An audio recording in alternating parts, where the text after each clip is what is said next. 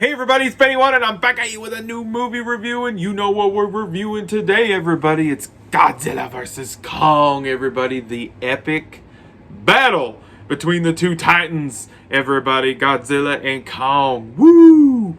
I'm Team Godzilla, man. That's what I meant. That's what I was cheering for, too. I was going for. So, this movie is the build-up that we have gotten in 2014's Godzilla, Kong Skull Island, and Godzilla King of Monsters. This is what all three of those movies were building towards. They were heading towards, and we finally got the big showdown between our big furry ape and our scaly lizard. Woo! And you know what?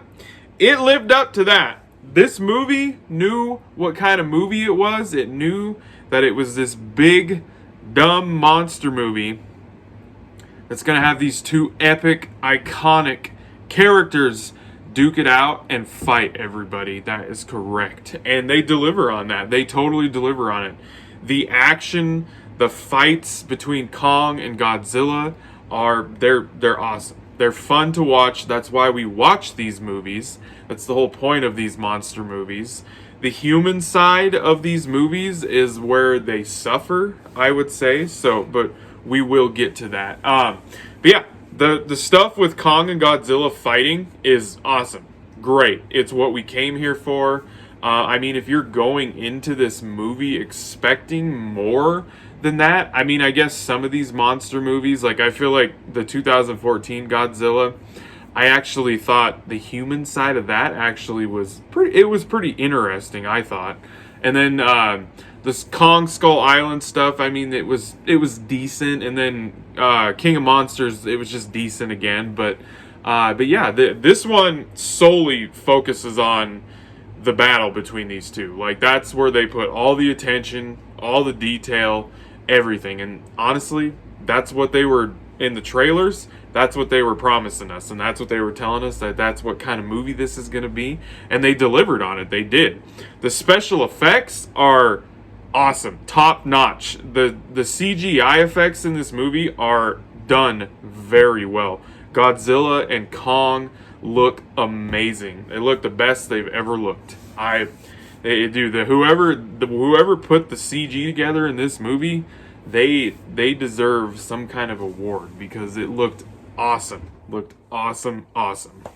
The movie does, I mean, if you're gonna judge it solely like on like a movie, like if you're reviewing every aspect of the movie, the human part with the human characters and the story with them is very forgettable. I would say probably the weakest out of the four of these movies is this one when it comes to the human story and the story arcs that the humans have. It was really forgettable for me. It was cool to see Millie Bobby Brown come back, and like it was awesome to see her and her dad back in this movie. The one Skarsgård brother that was in True Blood that played Eric. I mean, it was cool to see these people in these movies, but yeah, the stories that they had were just they were just generic, and it was the weakest aspect of the movie, I would say. So yeah, and that's just nitpicking. And there's a part where Kong does go down somewhere. I'm going to try and keep this as spoiler free as I can. He does have to go down somewhere, and he does go down there for a purpose, I guess, to get a weapon.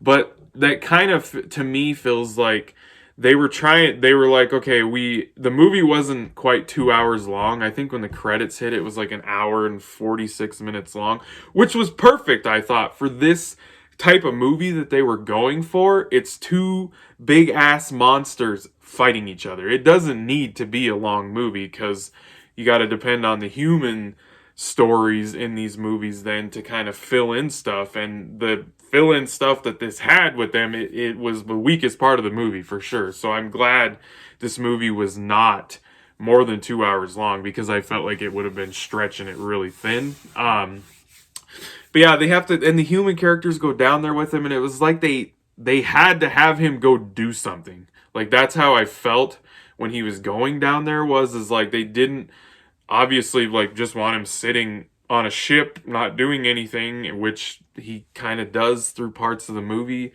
Like they had to figure out something for him to do. It's cool once they get down there and you find out what it is, with his ancestors and stuff. I love the whole mythology behind these characters and how for thousands of years ago, like, I love that.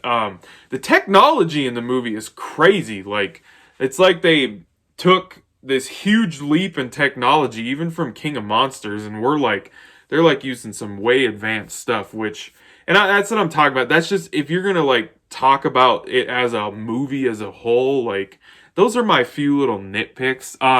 The music is awesome. I love the music. We get that classic monster movie music with like Godzilla and Kong, but they've refreshed it and updated it, kind of like they did in the other movies, where we get the Godzilla classic theme is in the movie once again, and it has that awesome updated feel to it, which I love. I love that they did that and kept that.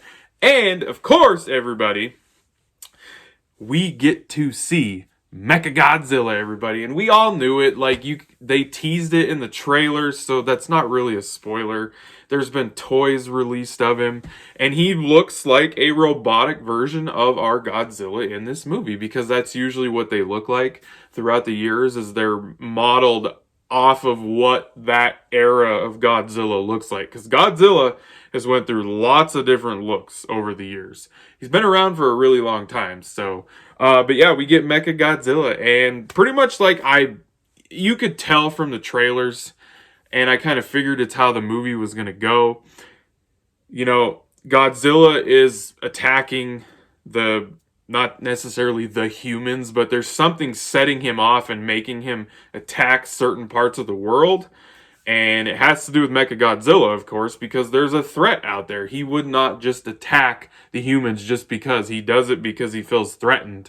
So he's trying to protect himself. So then they have to go get Kong to try and get this energy source. Actually, they're not getting Kong to fight Godzilla.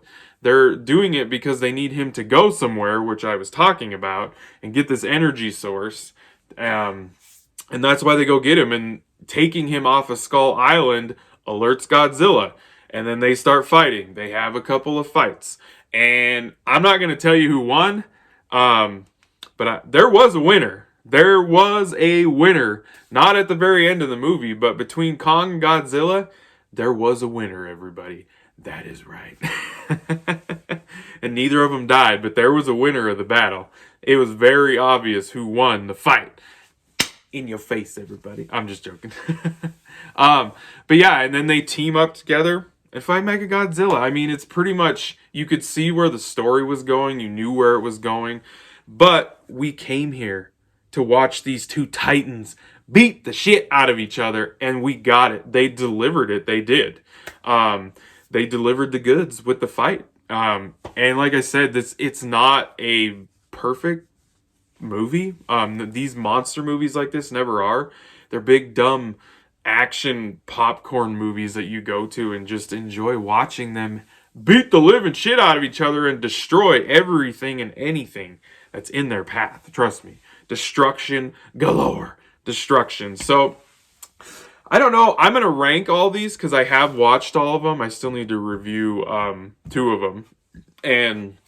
But I don't know where I would put it. I don't know. We'll see. But so, as far as giving it a score, I honestly think I'm going to give it 3.5 lightsabers out of 5 lightsabers. Mainly because I feel like I enjoy some of the other movies a little more because the human aspect and the stories are a little bit better in the other ones. At least the 2014 Godzilla for sure. But I still had fun with it. It was awesome watching these two battle it out, duke it out. Like, I did enjoy the movie for the most part. When they were most definitely fighting, I thought it was very entertaining. So, 3.5 lightsabers out of 5 lightsabers, everybody, for Godzilla versus Kong. And I hope you guys enjoyed this review. I appreciate you for watching. Thank you. And I'll be catching you on the tube later because I have spoken.